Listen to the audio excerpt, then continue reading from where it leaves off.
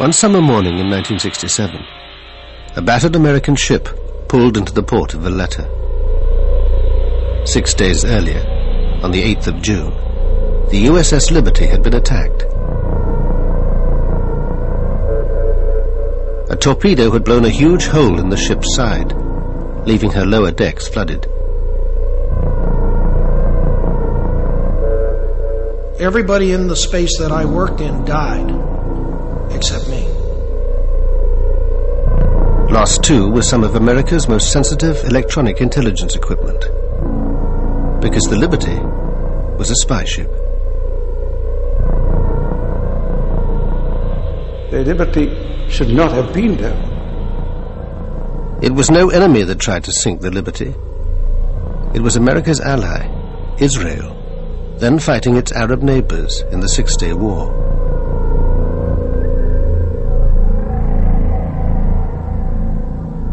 The survivors have always said the attack was no accident. We were well known, and the attack was obviously deliberate. I consider it this cold-blooded murder of American sailors that day. Yet Israel insists it was a tragic case of mistaken identity. It's very embarrassing for a military force like the Israeli Defense Forces to make such a blunder, no doubt. But we admit our mistake. That does not mean that there was any intention or any conspiracy or anything of the sort. But the men of the Liberty claim there was a conspiracy, and that it's been covered up for 35 years. If it was an accident, it was the best planned accident I've ever heard of.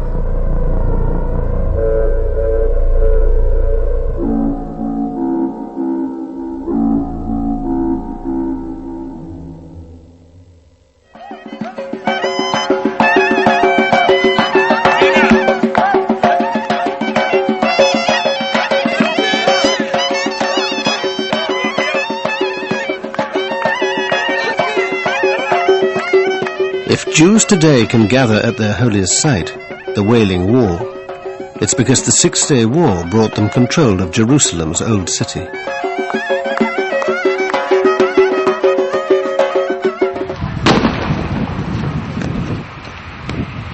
It's also brought 35 years of violence, hatred, and bloodshed.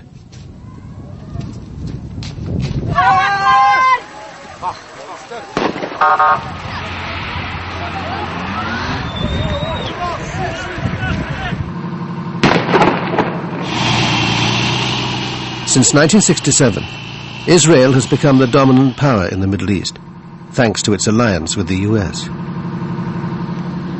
It was a turning point in our relationship with Israel. Up until that point, we had avoided being a major arms supplier to Israel.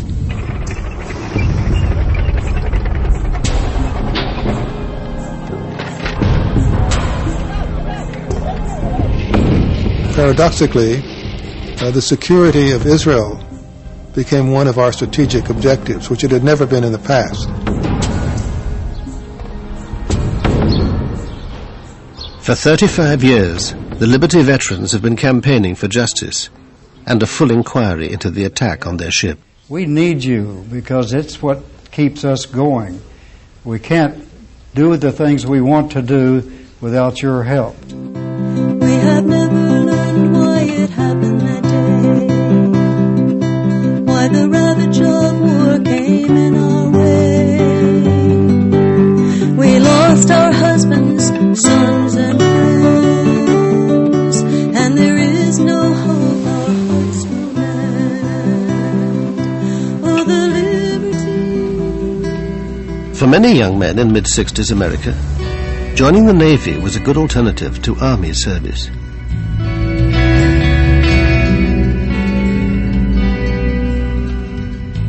It was kind of funny. I didn't want to go. It was Vietnam. My friends were coming back in body bags, and I put it off for a month. I got a second notice, and I figured I better do something, and I went and enlisted in the Navy, and went into the Navy, and 13 weeks later after boot camp, I got onto the USS Liberty. Rankowski didn't yet know it, but the Liberty would also be on her way to war. While America was distracted by Vietnam, the Soviet Union was extending its influence in the Middle East. It backed radical governments in Syria and Egypt, whose president, Gamal Abdel Nasser, had become the Arab world's chief spokesman in its struggle with Israel. Egypt was under enormous pressure at the time. Pressure by the Arab partners. I remember the Jordanians calling President Nasser and telling him, "You are only bragging, you are not doing anything, you are letting down your Syrian allies," and things like that. And they saw it as a necessity to do something to help.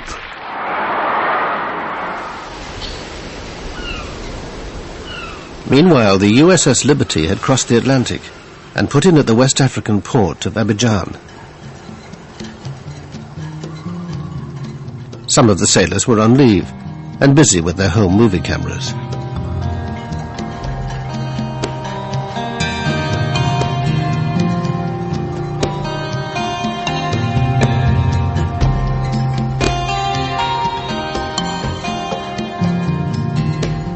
The Liberty was an unarmed ship designed to listen in on electronic communications and pass intelligence on to the highest levels of the US government. There was no other ship like her. Her decks bristled with 45 antennas, and below were dozens of communications analysts and translators. If it was broadcast on a radio wave, we could receive it at any frequency, low frequency, high frequency, medium frequency, very low frequency. If it was out there, we could receive it. If we were listening and we heard a signal, and when we looked at it, we couldn't understand it, it was encrypted as well, we'd send it back to NSA and let them hit it with their computers. NSA, the National Security Agency, is America's top-secret organization for handling electronic intelligence. From its headquarters outside Washington, it controlled the Liberty as she cruised slowly along the west coast of Africa. In May '67, Nasser moved thousands of Egyptian troops into the previously demilitarized Sinai Peninsula.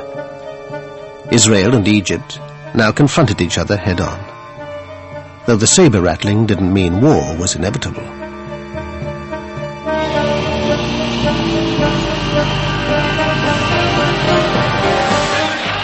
Then Nasser raised the stakes. He closed the Straits of Tiran, cutting off the Israeli port of Eilat. Israel saw this as an act of war and began to mobilize. In fact, Hawks and the Israeli government had been waiting for a showdown with the Arabs. Both sides now prepared for war. Soon to be caught up in this was the USS Liberty. Her commander, William L. McGonigal, had been in the Navy since World War II. The crew included highly trained code breakers and radio experts, like Dave Lewis.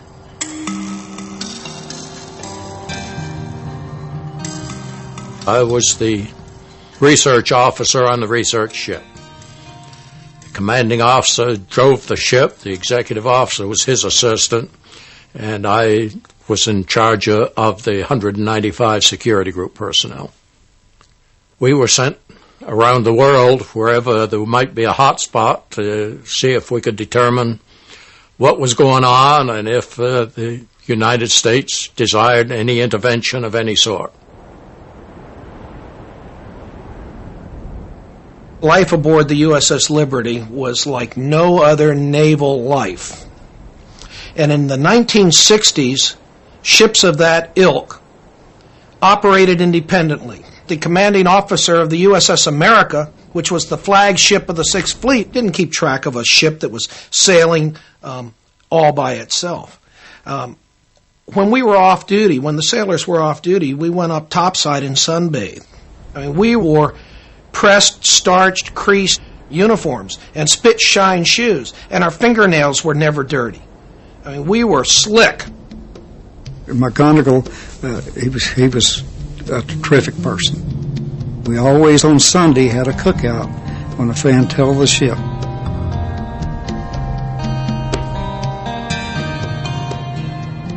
Being aboard the ship was really something. It was fun, like going from Abidjan, Ivory Coast, all the way down to Cape Town. You're drifting along at 3 knots and listening 10 miles off the coast. When the Liberty pulled into Abidjan, that was a social event of the year. I got back aboard at 2 o'clock in the morning the day we left. I was met at the gangway by Captain McGonigal, who informed me that we had orders to get underway immediately, and I was to get the rest of the troops, and we were getting underway. In a sudden change of mission, the ship was ordered to head for the Middle East.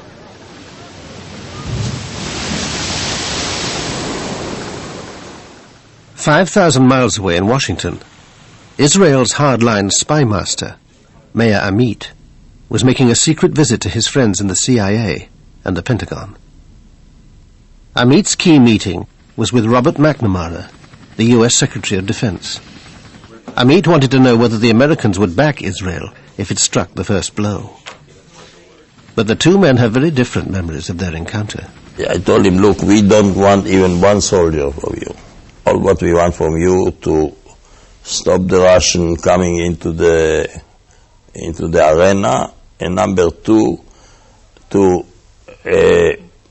help us after the war. So when I finished, he asked me 2 questions. 1, how long it will take? I said 1 week. How many casualties? I told him less than the War of Independence. So I asked him, Mr. Secretary, what do you advise to me? Can I go home now? Or stay here until things will clear up? He said, no, you go home, your place is there now. I drew the conclusion that it was a green light. Absolutely not. Because at that point, President Johnson and I and Dean Rusk had fully agreed that we must keep the U.S. in a position where if Israel called on us for military assistance to turn back the attack by Egypt and possibly turn back an attack by Egypt with the support of the Soviet Union, we had to be in a position that we could obtain the support of the American people and the Congress for applying military force in support of Israel. And we would not have that support if Israel had attacked Egypt. So our position was, no, don't initiate the attack. And I have no basis for believing that the Israeli you spoke of received any other indication from me than that. That same night, a young NSA linguist named Alan Blue was suddenly dispatched to join the Liberty. He was called in the middle of the night, around 2 o'clock in the morning, and he left the house. He went to NSA, and at noon the next day, he was on a plane to Rota, Spain. I'd never seen him that way. He was almost teary. He clung to me like he didn't when he had taken prior trips. Alan Blue met the ship at the Spanish port of Rota. By now, the crew had been told they were heading for the Gaza Strip. We knew that from the daily news that the Arab-Israeli situation was getting more and more hostile. That so far there was no war, but it looked to anybody who read the newspapers that there would soon be a war, and so we were sent out there, obviously, to listen to what was going on. Early on the morning of Monday, the 5th of June, Israel went to war. Its planes pounded airfields in Sinai and the Suez Canal zone, destroying most of Egypt's air force. These are the original shots taken by the gun cameras during the attacks on the Arab airfields.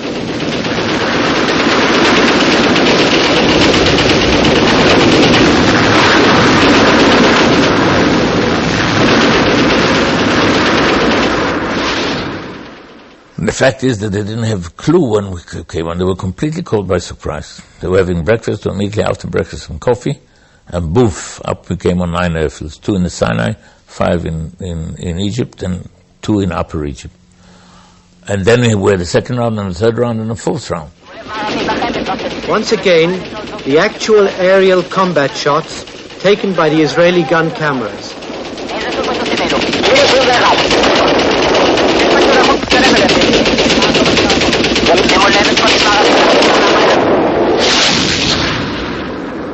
Meanwhile, the Soviet Union was boosting its military presence near the war zone. It moved 20 warships into the eastern Mediterranean. In response, the Pentagon ordered the 6th Fleet to keep all aircraft and ships at least 100 miles away from the coast. But one vessel received no such message. The USS Liberty steamed on towards the Sinai coast. We were told there was no need to worry. We had asked Commander 6th Fleet for an armed guard to go along with us, a destroyer. He sent the message back saying we were in international waters, flying the American ensign. There was no need for an armed escort. The Liberty was approaching a scene of total Israeli victory. On the 3rd day of the war, they'd taken the West Bank. But the big prize was the capture of Jerusalem's old city. I was elated when I heard it. Jerusalem, every Jew prays, I think, every day next year in Jerusalem. That evening, the Liberty arrived at her destination, off the Sinai coast.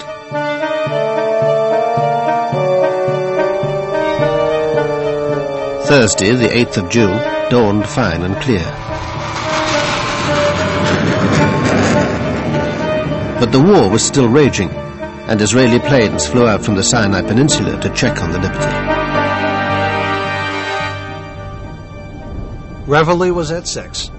You got up, you showered and everything, and you go for a chow. But before that, we had heard that, like at 5 in the morning, or around that time, that the planes were buzzing us.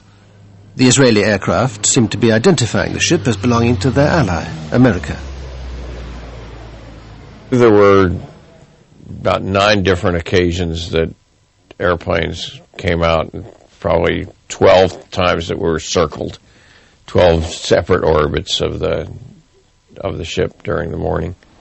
Lloyd Painter relieved Ennis as officer of the deck. He too was reassured by the presence of the Israeli planes. I remember vividly looking out through the portholes, looking down on the 01 level, and seeing all the officers sunbathing. And at the same time, we were being overflown, and I remember feeling very good and very warm inside that we were safe. They knew who we were. We were not a stranger out there that day. Confident that the Israelis knew who they were, the Liberty men relaxed. A new flag was flying, visibility was perfect, and they'd received no orders to leave the area. That sense of security was about to be brutally shattered. At 2 o'clock in the afternoon, the officers on the bridge spotted 3 Delta Wing Mirage jets. I saw them come at us. In fact, I was looking through the porthole when the jets came down and leveled off on us at attack attitude. To my surprise, there were red flashes under the wings, and missiles, rockets started hitting the ship. But the portholes were blown out instantly. Mine in my chest. The fellow next to me got it in his face.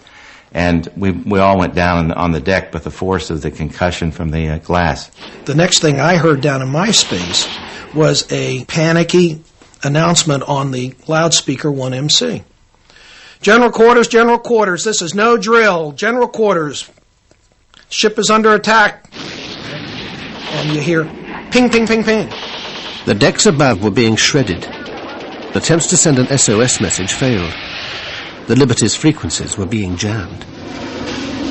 You'd have to know what frequencies we were going to come up on. To know that, you'd have to know that we were an American ship. If you knew we were an American ship, you knew what frequencies we were going to be on because you knew what the fleet frequencies were. Duh. Hello. The attackers knew their target, but they were keeping their own identity well hidden.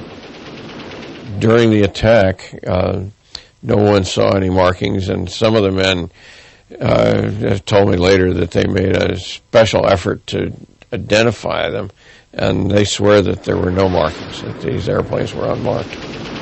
They took out all of our transmitting antennas, and shortly thereafter deposited napalm on the deck. It appeared to me that it was the intent of the attacker to take out all communications and keep all people off deck so they couldn't reestablish any sort of antennas or communication system. If it was an accident, it was the best planned accident I've ever heard of. The only reason we got the SOS out was because my crazy troops were climbing the antenna stringing long wires while they were being shot at. At the end of the air attack, 8 men were dead and 75 injured. But the worst was yet to come. We immediately cast off our lines and rushed out. I at least didn't know why. The sea was very calm and a bright day. I think it was around midday, or maybe a little before that, but around midday. And only on the way we were told there was a unknown vessel to the south of us, or southwest of us, and we sped over in that direction. Very soon we did see a ship, clearly a naval vessel. The last thing I remember is the captain on the intercom system saying, "Stand by for torpedo attack, starboard side." Down below the waterline, the men in the engine room got ready to die. Torpedoes coming in, it's going to open that boiler up, and you're going to die instantly. It's going to be like an atomic bomb, because that cold water, when that cold water hits that boiler, it's operating at full, there's just no hope. So all of us 19-year-olds, the best place to be is right there. You're going to get it. You're going to give it up right then and there. So torpedo attack, we waited, and they said it went by. And this went on like 4 different times. The torpedo is simply dropped into the water. You lose sight of it for a minute, and then you see the wake, and it was going straight for the ship, and we were sure that our torpedo was the one that hit. It hit, and it lifted the ship right out of the water and put it down, and we started to list 10 degrees. But it was a slow list, and it was going. And I said, my God, we're going to flip over. I was one of the fortunate ones. A temporary bulkhead wrapped itself around me, and the heat of the torpedo exploded all of the paint onto my skin. So I was black, but it was all superficial. Lost both eardrums, got my eyes burnt a little, but I survived. Almost all of the troops within 20 feet of me were killed instantly. We just went back to work and prayed that this thing was not going to flip over, or if it was going to go down, and it didn't.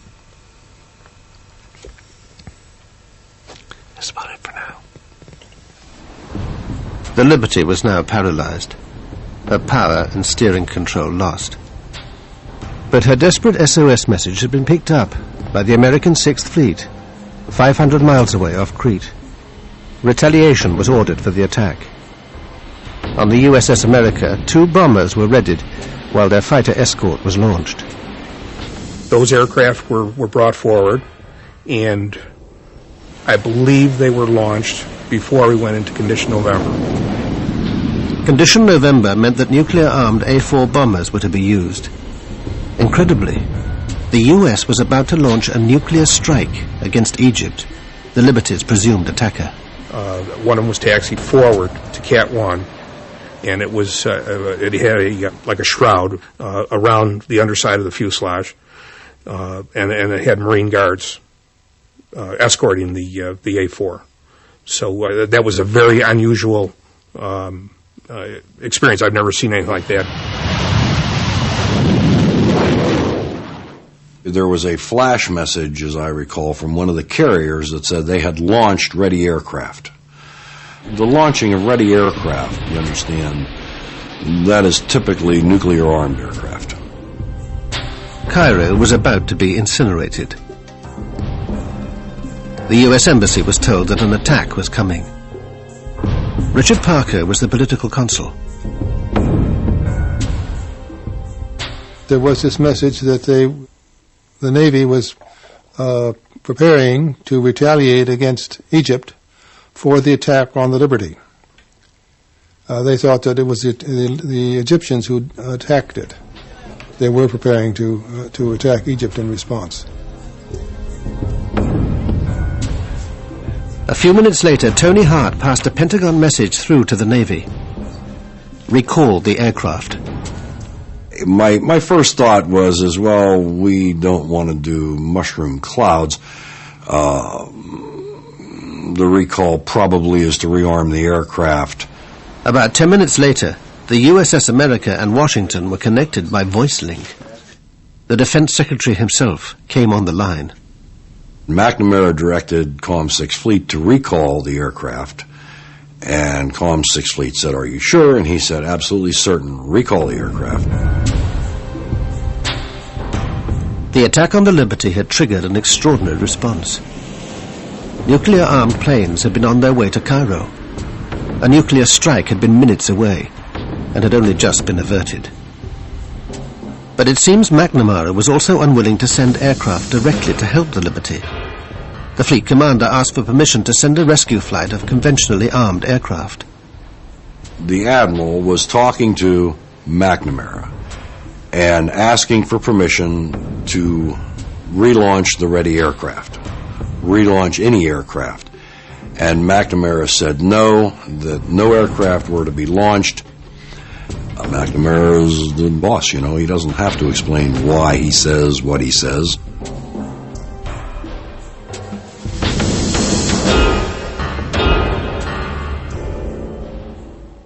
Dave Lewis heard from another officer about McNamara's dealings with the 6th Fleet. I'm Admiral Larry Geis, the commander of Task Force 60. He was very upset. He told me he knew it was going to be hushed up, and I wasn't to say anything about it, but he had to get it off his chest. That he had sent aircraft and notified Washington, obviously via the Criticom network, because it got to Bob McNamara and Lyndon Johnson, and he had the aircraft recalled by Robert McNamara. So he said he reconfigured a flight of aircraft with aircraft incapable of carrying nuclear weaponry and relaunched it. He again notified Washington. Again, Robert McNamara ordered the aircraft recalled. He challenged the order, and Lyndon Johnson came on. He said he didn't give a damn if the ship sunk. He would not embarrass his allies. Robert McNamara has never fully discussed his role in the Liberty controversy. You recalled planes sent to rescue the Liberty. I'm absolutely certain that's false. You didn't send a signal to the 6th Fleet? Absolutely not. I don't know what the hell happened, and I haven't taken time to find out. But there are all of these claims that we sent planes, the planes were going out and then we turned them around, and that we intentionally allowed the Israelis to sink the Liberty. I know nothing about it. While the 6th Fleet was launching and recalling its aircraft, the Liberty was still under attack by the Israeli torpedo boats. You could see these machine gun bullets going through and ricocheting off all the metal that was down there. And actually, some were going into the boiler. They're trying to explode the boiler, and they knew what they were doing. We basically were dead in the water. The word came down, prepare to abandon ship. That meant prepare only, go up and get ready, get near the life rafts. Well, I went up first, popped the hatch, looked out for the life rafts. They were either gone or burning.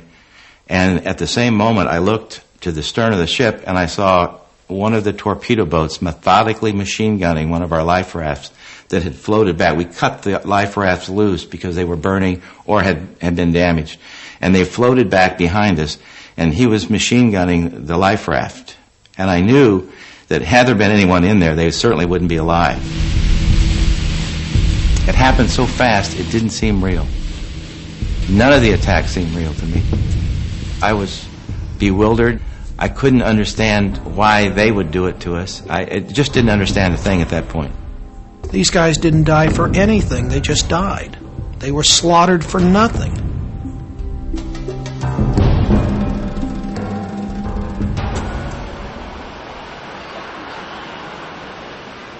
The assault was over, but the cover-up was about to begin. At 4 o'clock, the American naval attaché in Tel Aviv heard from the Defense Ministry that a ship had been attacked, in error. The American embassy immediately reported back to the State Department in Washington. I was the first one that got the word, and my immediate reaction was it could not have been an accident. Shortly before 10 in the morning, Washington time, the news was passed on to President Johnson.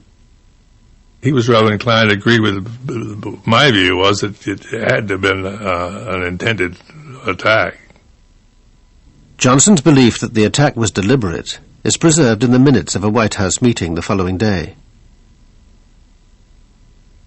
Also present was the CIA Director, Richard Helms. And I know that for the first 24 hours the President was furious that something like this had gone on.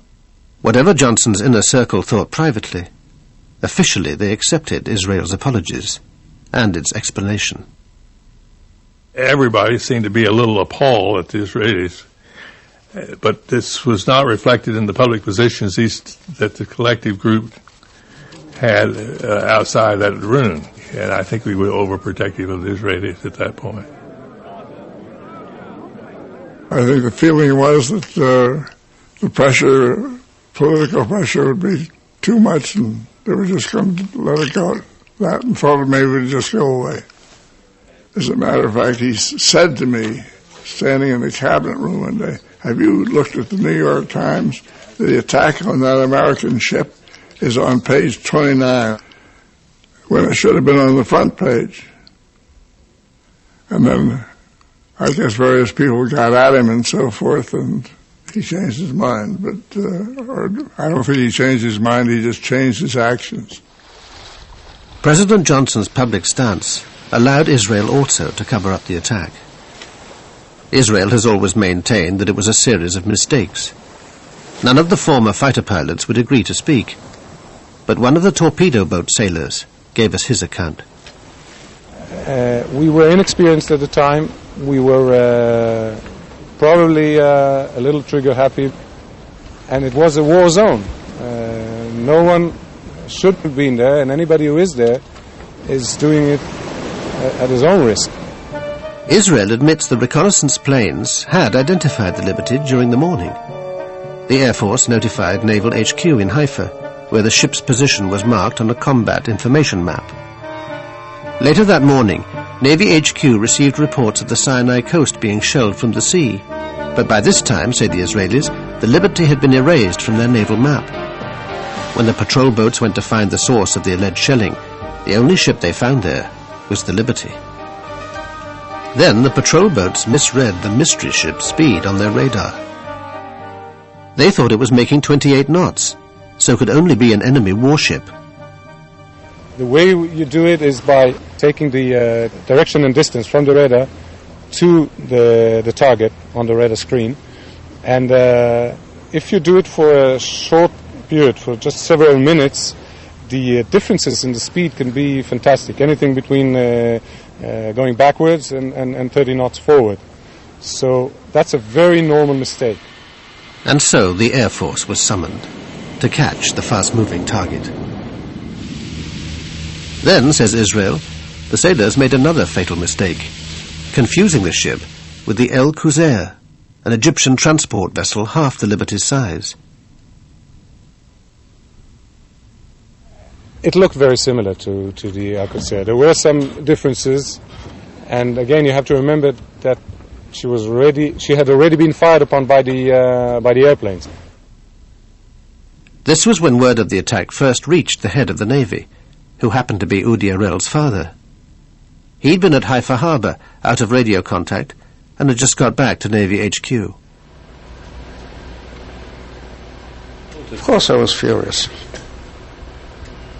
The minute she was torpedoed, and it was clear to me actually that she couldn't have made 28 knots. So I actually immediately ordered definite identification. And then he reported that the flag was going up, was being hoisted. And then his first identification was Soviet. I said, oh my God. Come closer. I came closer and he identified her as an American ship. Whatever the ship's identity, the Israelis vehemently denied that they'd ever fire at life rafts in the water. I don't believe it. I never saw such a thing. There was nothing even resembling a life raft, and we certainly didn't shoot at it. We are taking part of the blame, but only part of the blame. We made most of the mistakes. They made many mistakes on the spot, and by the fact that the Liberty should not have been there.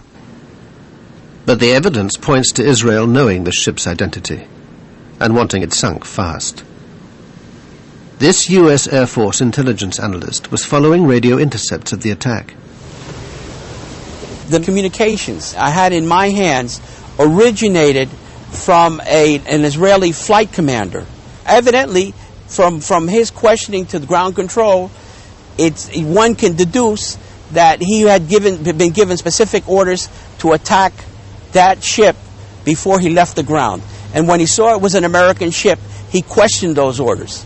And he questioned those orders to his ground control. That same conversation that I had in my hands specifically noted that the ground control said, proceed with the attack. And there was still doubt in the Israeli pilot's mind. And he said, no, this is American, repeat those orders again. And he was told flat out, do attack this ship.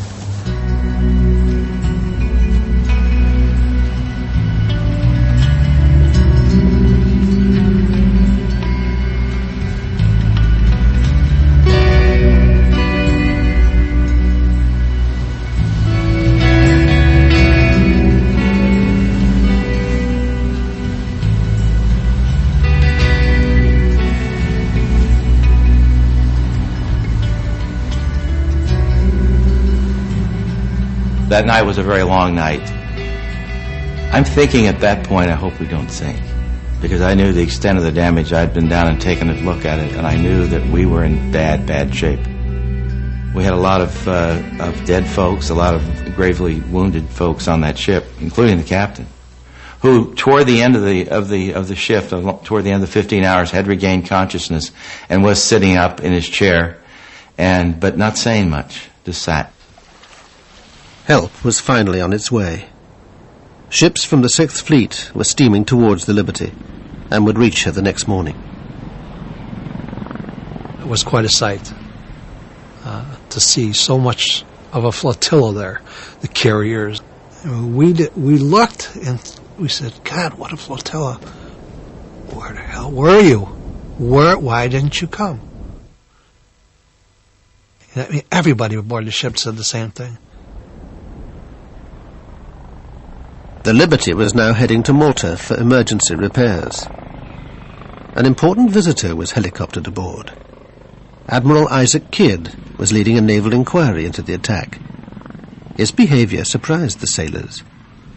I thought he was a very strange person because he took his stars off and walked around, tried to walk around like a regular guy. You know, everybody knew who he was.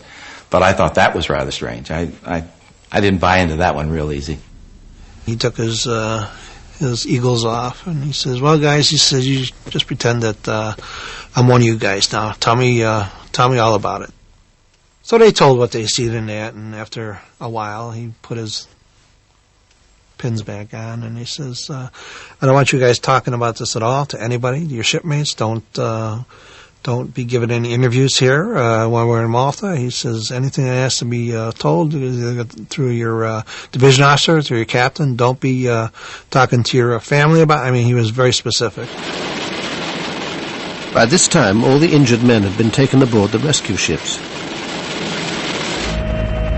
remember being hauled up into that helicopter in a basket that had been wrapped tightly around me from head to toe. The corpsman, not knowing which end was up, sat on my head all the way back. And all I could think of was what an ignominious way to die after having survived a torpedo attack.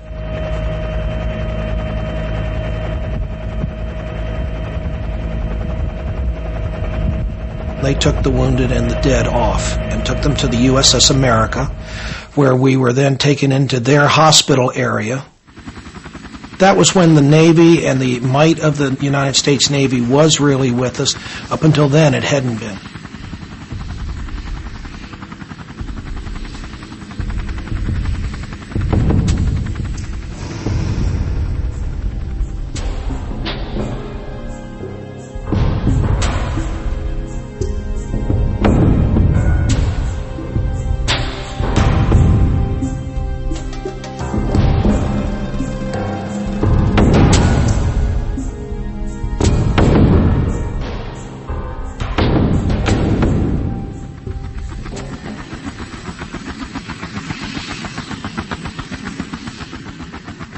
An unarmed American ship had been attacked by Israeli planes and boats.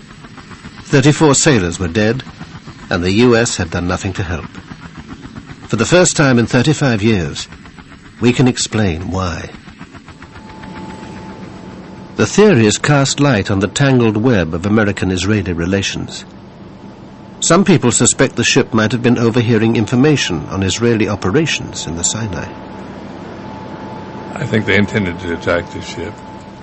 Exactly why they wanted to, I'm not sure. They may have felt we were, with the Liberty, we were listening into some conversations and other things that were going on that they didn't want us to know about. And they had been engaged in some pretty outlandish stuff in the course of the war. And I didn't think they wanted us to know all the detail of that.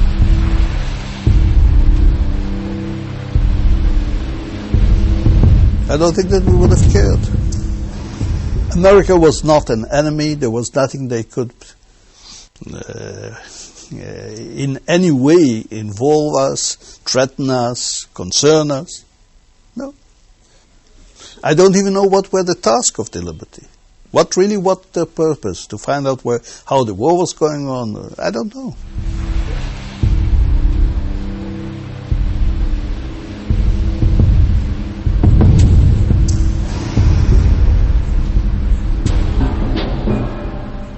But there's a broader theory, that the attack was intended to be blamed on Egypt, and would therefore draw America into the war, and was carried out with the foreknowledge of certain people in Washington. The Liberty's captain had always suspected this was the case. In 1997, at Arlington Cemetery, he broke his 30-year silence. For many years, I had wanted to believe that the attack on the Liberty was pure error. It appears to me that it was not a pure case of mistaken identity. I think that it's about time that the State of Israel and the United States government provide the crew members of the Liberty and the rest of the American people the facts of what happened and why it came about that the Liberty was attacked 30 years ago today. Less than 2 years later, McGonigal himself would be buried at Arlington. Shortly before he died, he sent an open letter to President Clinton calling for Israel to acknowledge publicly that her armed forces had deliberately attacked the USS Liberty. Captain McGonigal was more than just a captain in the Navy. He was a friend. He was a sailor's captain. Towards the end of his life, McGonigal confided in his old friend, the chief engineer. Captain and I was real close, and every time I'd see him while he was in the hospital, he would cry, and he called me a few years, 2 or 3 years before he died. He was going to be in Washington for me to come up there. And I sat in a room with him. We chatted a while, and then he got started telling me that those SOBs really did us in, George. And I said, what are you talking about? McGonigal went on to say that if the Liberty had been sunk with all hands, the blame would naturally fall on Egypt and her Soviet backer. We were guinea pigs to be sunk, and then we could say Egypt and Russia did it. That way the United States could have stepped right in and helped Israel. We've found evidence that this was part of a larger plan hatched by Israeli and American intelligence to invade Egypt and overthrow Nasser, a plan codenamed Cyanide.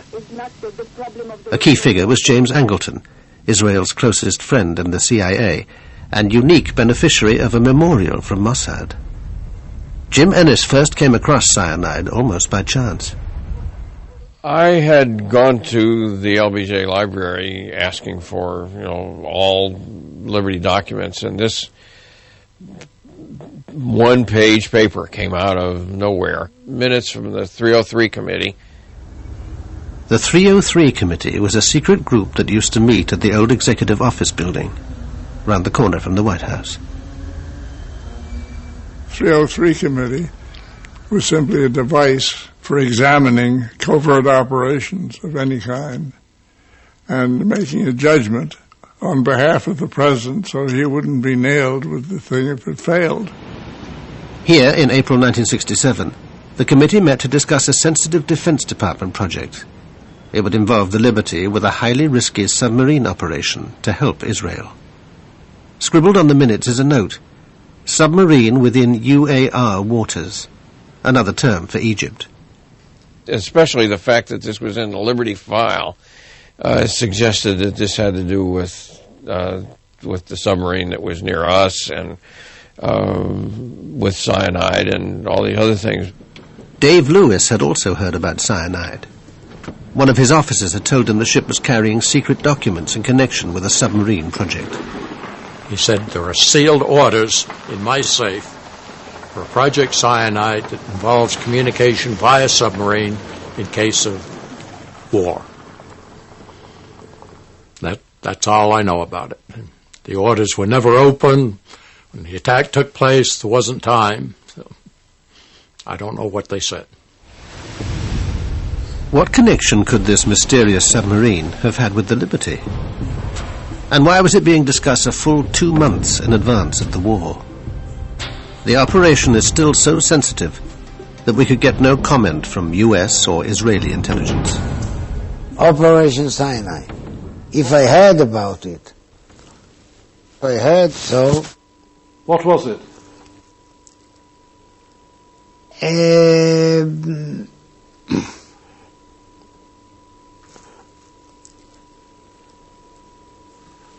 I suggest we stop the interview here. What do you say? Why you want it? Why would you not be able to speak about Operation Cyanide? It's 34 years since.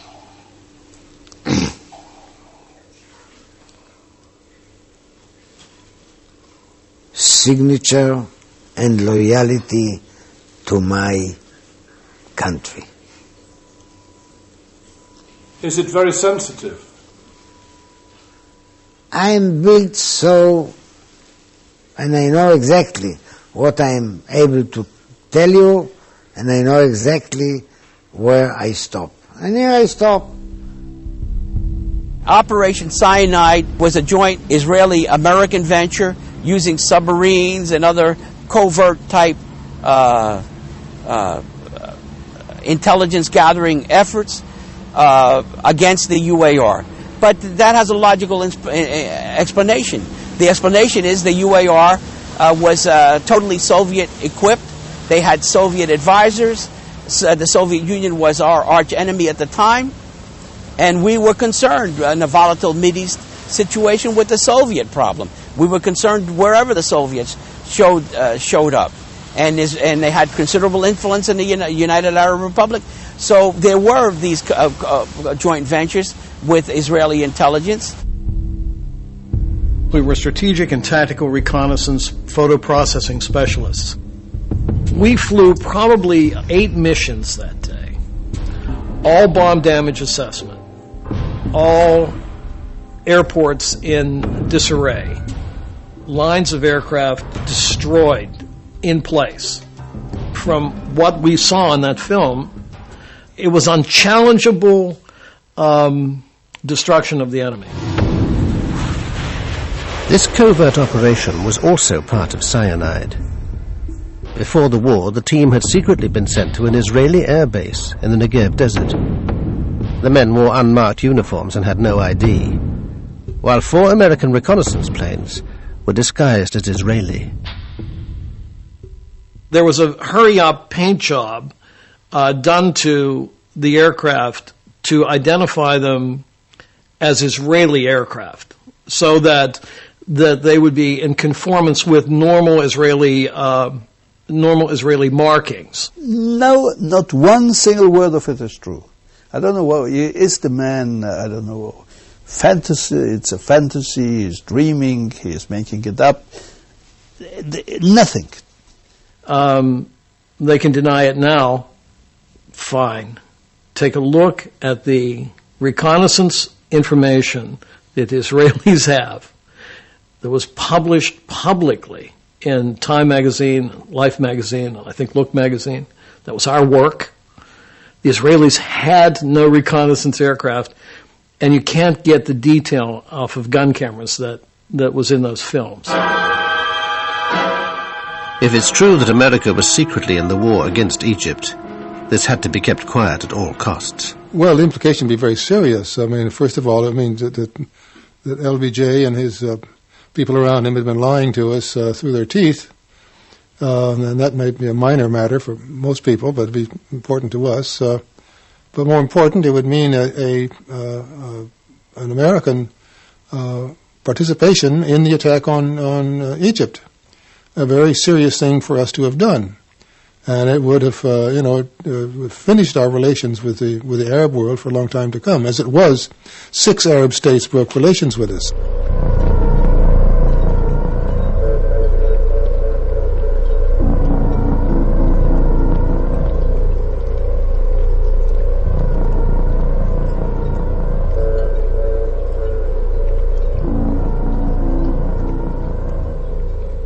Whatever lies behind the attack, the human tragedy was that 34 young men were dead. Most were killed below decks, and their remains could only be removed when the Liberty finally arrived at Malta. By then, the bodies of 5 others had drifted out of the hole. Only when the dock was drained did the full horror of the destruction become apparent. I remember taking that photograph, and I remember seeing parts of bodies in the cables and wiring that were jammed around, especially in the top part. It seemed like on the overhead, a lot of parts of bodies were hanging there. It looked like a meat locker. We had to go down and start cleaning that up. One of the men killed was Alan Blue, the NSA linguist so suddenly sent abroad. His wife didn't even know he was on the USS Liberty. I was sitting in a park in Washington, D.C., having my lunch about 1 o'clock in the afternoon on June 8. It was a beautiful, clear, sunny day. And about 20 feet away from me, someone had a radio. Administration handling of the June Arab-Israeli war crisis. And I overheard this report on their radio that an American ship had been attacked in the Mediterranean. And my heart sank. Even though I did not know he was on that ship, I was still very frightened. I picked up my lunch. I went inside to my office. I called NSA, and they said, yes, we've been looking for you.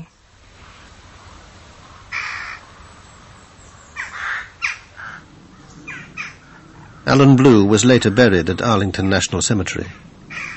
For the previous month, his widow had had to share her house with minders from the NSA.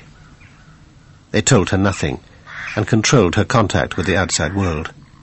I think they were anxious to not have any press around us at that time. No one from the NSA ever contacted me to explain what happened. There were many, many people at the service. I'm not sure who they all were. In Malta, meanwhile, the Liberty men were alarmed by the way Admiral Kidd was steering the naval inquiry. He seemed to have made up his mind in advance and was ignoring crucial evidence. I testified about 3 major items that I had witnessed. One was the captain's condition. I also testified about the armor-piercing projectiles that had been sent through our ship. And I also testified about the machine gunning of the life rafts by the Israeli torpedo boats. I testified, like I said, for about 2.5, 3 hours.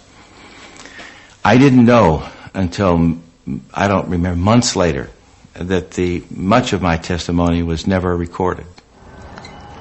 McGonigal had blacked out during the attack, so the chief engineer took command of the ship. Yet the inquiry wasn't interested in what he had to say. I got so peeved off I couldn't see straight. Before it broke up, I stood outside the door and wanted to go in there so that I could get my say in those minutes that were being taken. But he wanted to keep me out of that almost completely. The report was reviewed at the Navy's European headquarters by Merlin Starring, later the Navy's top lawyer. It didn't appear to support Kidd's conclusion that Israel had attacked in error. Well, I simply could not find an evidentiary basis for that conclusion. I had considerable trouble with the record in attempting to, as I read through it, attempting to find the evidence, the testimony, or other evidence that would support some of the findings or opinions or conclusions that the Court of Inquiry had drafted and had reached.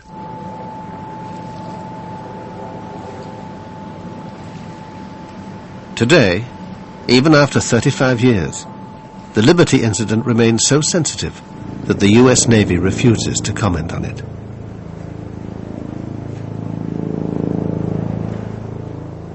I think there was a cover-up. I think there were details known from talking with some of those crew. It was pretty bad. How can my personal view be other than my American view, which was that they intended to attack this ship, and there's no excuse that can be found for their saying that this was just a mistake? Most importantly, President Johnson, like Richard Helms, would also have been getting the radio intercepts.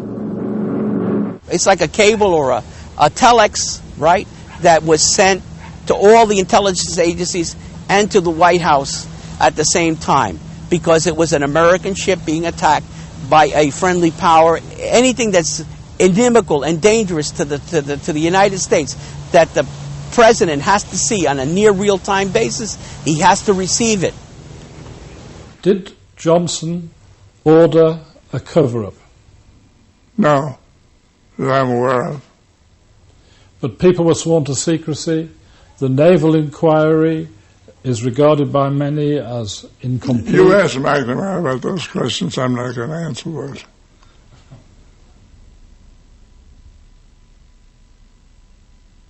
I am not saying anything about the Liberty, period.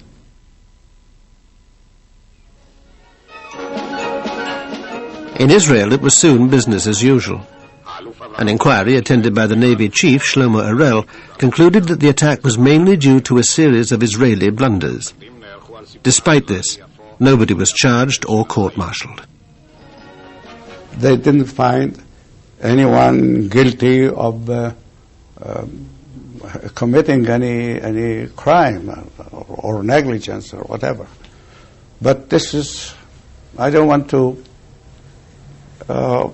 to make apologies for that, because it was outside my jurisdiction.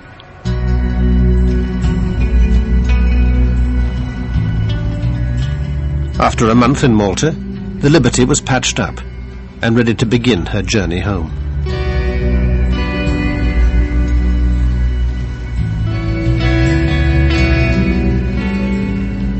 It was pretty eerie because we had to stand watches different times down where the torpedo had hit. We had to check for leaks, and you could smell the fuel oil, and it was so eerie. You know, your shipmates were just down there, and you'd swear that they were talking to you.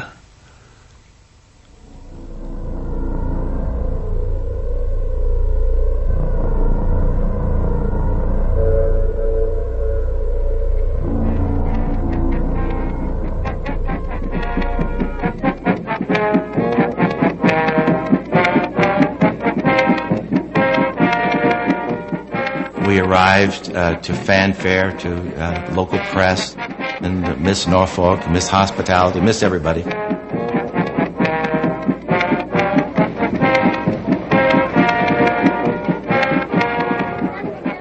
Anyway, they got us in and got us tied up, and all inside was nothing but just shell of a ship. Nothing was left.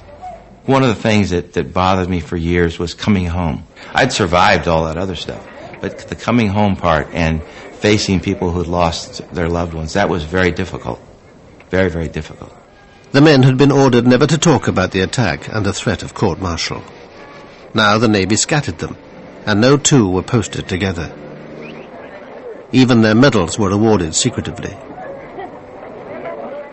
I remember receiving my Purple Heart in the captain's office in Bremerhaven, Germany, and with the warning, don't ever tell anyone where you got it.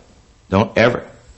I knew at that time that things had gone terribly wrong with what had happened to us. I knew something was up, and so I basically made a decision to get out of the Navy, and I finished off my obligation, resigned my commission, and left the Navy.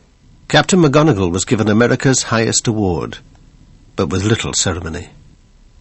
That's the only Congressional Medal of Honor that I'm familiar with that was not presented by the President of the United States. It's normal protocol for the President to present the CMH. It was presented by the Secretary of the Navy at the Navy Yard, a little base down in southeast Washington, rather than at the White House by the President. Well, certainly, I think it was the way that the Navy and the White House handled this was a travesty.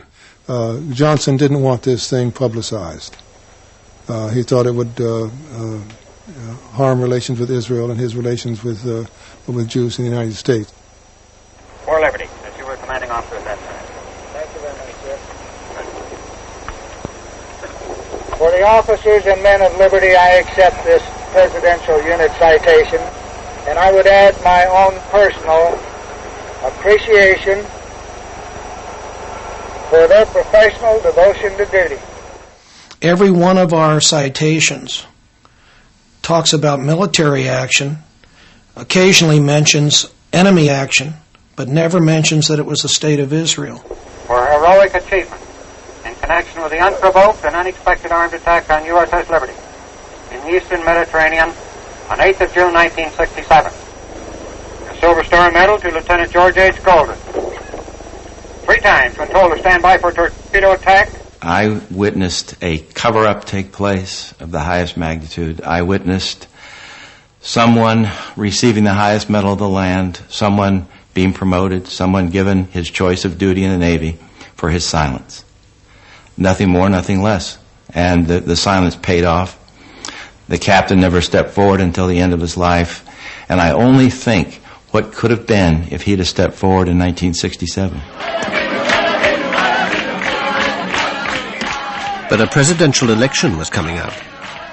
Nobody in power wanted to let questions about the USS Liberty spoil relations with victorious Israel.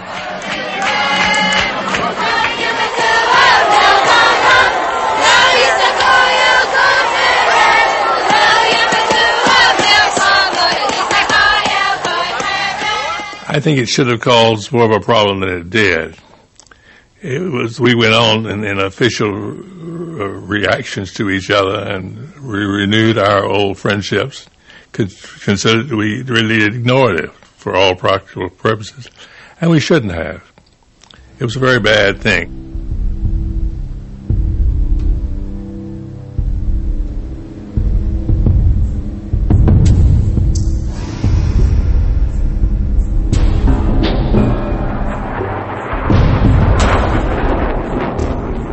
If you want to win a war quickly, there will be more mistakes, unfortunately.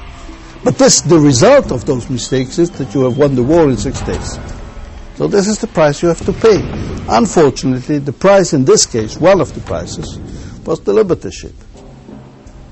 Israel today still occupies the conquered Palestinian territories, thanks to continued US support. The war of only 6 days has left a painful legacy of suspicion, suffering, and sorrow. Among those living with that legacy are the Liberty survivors, bitter about their own government's cover-up. Jim Ennis spent years trying to find out what had really happened. This book will be with me as long as I'm here. I've often said I'd like to have seen it go away years ago. I would have hoped that my book would have generated a congressional investigation that would have answered the remaining questions, and the whole thing could have been put to rest, and there'd be no question about what happened and why, and we just put it on and we all go on to other things. Jerry Goss, Petty Officer. Melvin Smith, Chief Petty Officer. Carl Noah, Seaman. John Spicer, Petty Officer. Gary Blanchard, Seaman. Alan Blue, Civilian. Jerry Converse, Petty Officer.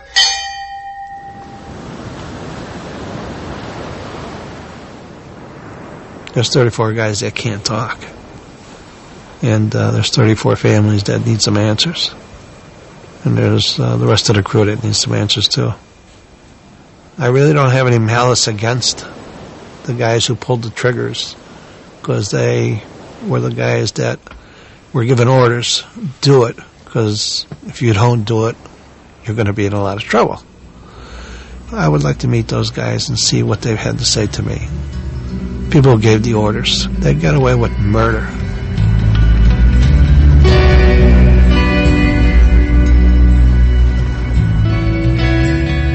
The BBC 4 Zone returns to BBC 2 next Tuesday with a profile of the influential advertising agency that included Charles Saatchi, Alan Parker and David Putnam, the men from the agency 11:20 next week. And starting now over on BBC 4, a contender for the coveted Samuel Johnson Prize for Fiction.